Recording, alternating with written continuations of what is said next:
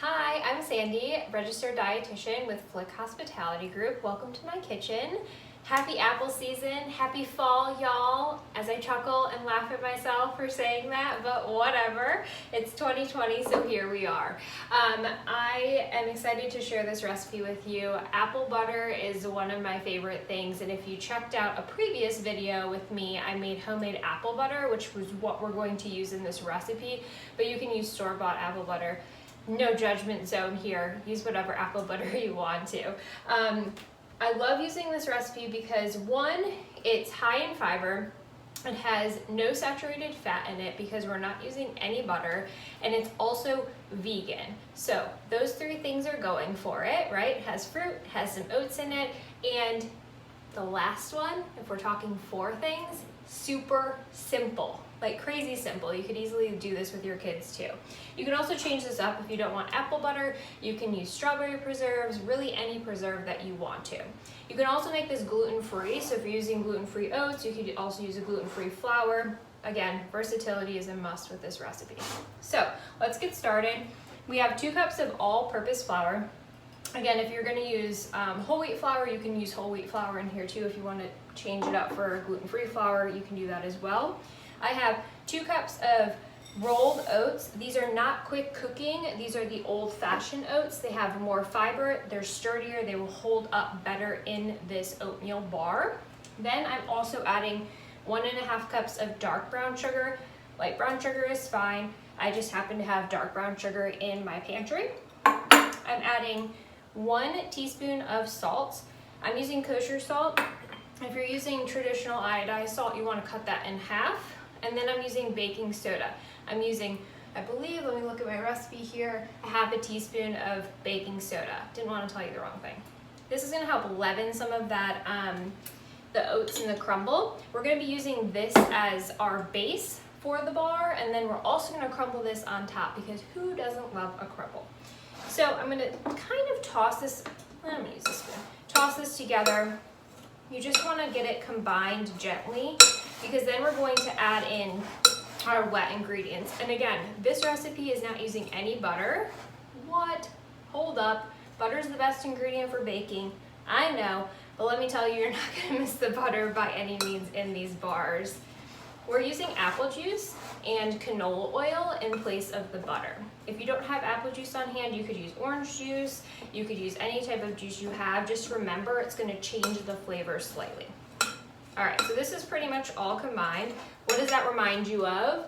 A streusel topping, right? And typically you would add butter next, but we are not going to be doing that. All right, now I'm going to add in 1/2 cup of canola oil. You can use any oil that you have. If you use olive oil though, remember it's going to take on the flavor of olives unless you have the extra light olive oil, and then it won't be as robust in flavor with the olives. And then 1/2 cup of your apple juice. All right, and now all I'm going to do is literally stir this all together. You're looking for a consistency similar to streusel, but it's going to be a little bit more moist than streusel because we're going to pat this in the bottom of our pan here.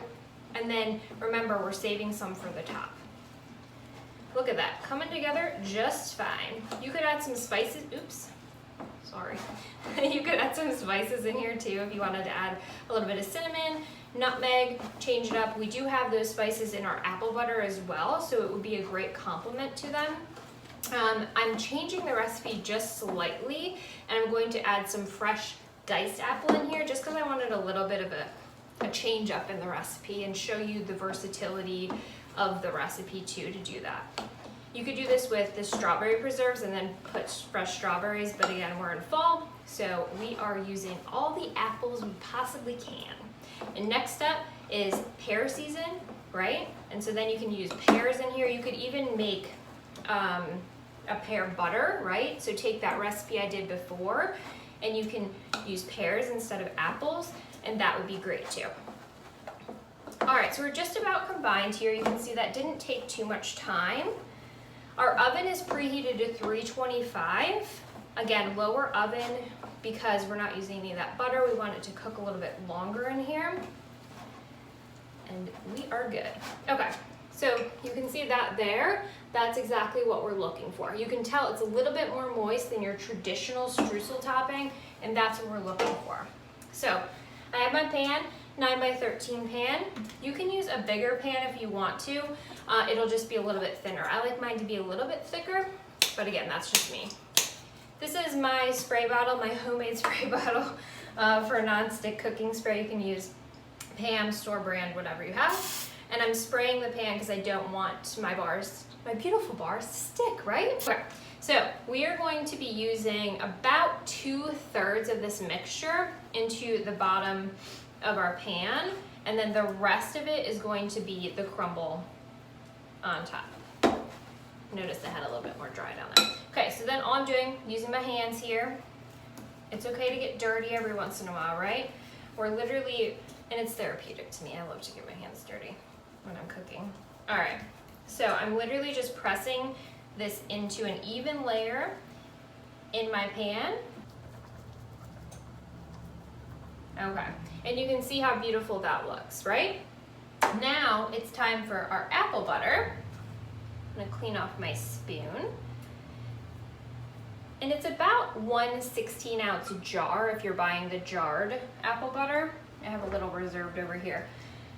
Now all I'm doing, spreading my apple butter on top of that layer of the oats on the bottom. I'm gonna use the rest of this too. Again, this is the apple butter that I made. You don't have to be as fancy. It's totally fine, even though it's super easy to make. Check out my video there on how to make it. It's 3, well really if you count the spices, it's 5 ingredients. Okay, so here we go. All I'm gonna do now is just spread the apple butter evenly in my pan on top of that beautiful oatmeal streusel. And then, for my little addition, we're gonna put those apples on top. Okay, let's get all the extra yummies out. Perfect. Okay. I mean, seriously, how good does that look? Now we're gonna make it even better. I have sorry, I'm dropping apple everywhere. I have one medium apple that's been peeled, and I literally just diced it up nice and fine that I'm gonna sprinkle on top of the apple butter here. You don't want too much. I probably might just only use half of this apple, and that's totally fine, and then I'll just eat the rest with some peanut butter later because that's my favorite way to eat an apple. All right, this looks pretty darn good to me. Maybe a little bit more. Now on top of this, we're going to add the rest of this streusel.